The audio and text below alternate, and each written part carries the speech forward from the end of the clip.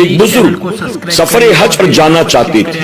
انہوں نے اپنی بوڑھی کمزور ماں سے اجازت طلب کی، امی جان حج کا مہینہ ہے، لوگ سفر حج پر جا رہے ہیں، آپ کی اجازت ہو تو میں بھی حج کے سفر پر چلا جاؤں۔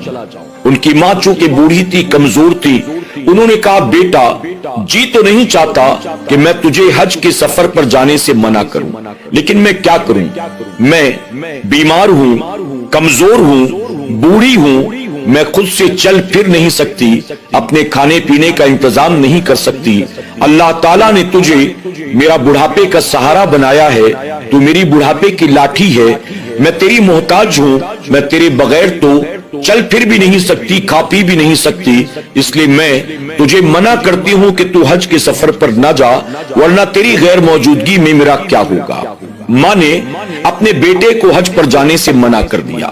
آپ جانتے ہیں یہ بیٹا کون تھا؟ یہ نوجوان اپنے زمانے کا بہت بڑا نیک اور عابد شخص تھا،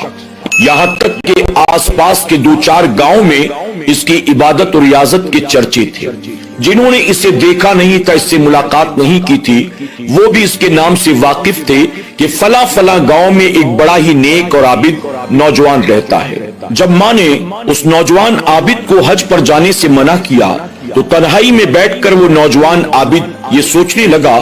میں نے ماں سے حج پر جانے کی اجازت مانگی تھی اور ماں نے مجھے منع کر دیا۔ میں کوئی گناہ کرنے کے لیے تو نہیں جا رہا تھا، میں کوئی شراب پینے،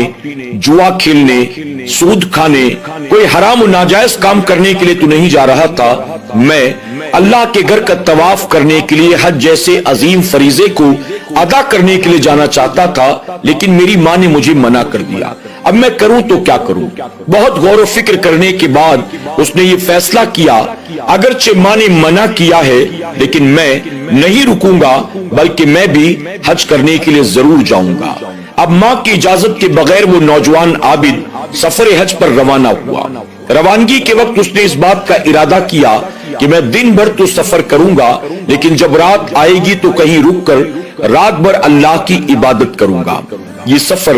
آج کے زمانے کا نہیں تھا کہ ہم اپنے ملک سے فلائٹ میں سوار ہو اور چند گھنٹوں کے بعد جدہ کی سرزمین پر پہنچ جائیں اور کچھ گھنٹوں کے بعد ہم عمرہ ادا کر لیں، طواف کعبہ سے فارغ ہو جائیں، بلکہ یہ اس دور کا سفر تھا جب لوگ کئی مہینوں تک پیدل چلا کرتے تھے، بھوک اور پیاس کو برداشت کرتے تھے، راستے کی صعوبتوں کو برداشت کیا کرتے تھے، کبھی جنگلوں سے گزرنا ہوتا، کبھی صحرا سے، کبھی پہاڑوں سے، کبھی کوئی اونٹ کے ذریعے جاتا، کوئی خچر کے ذریعے جاتا، کوئی گھوڑے کے ذریعے جاتا۔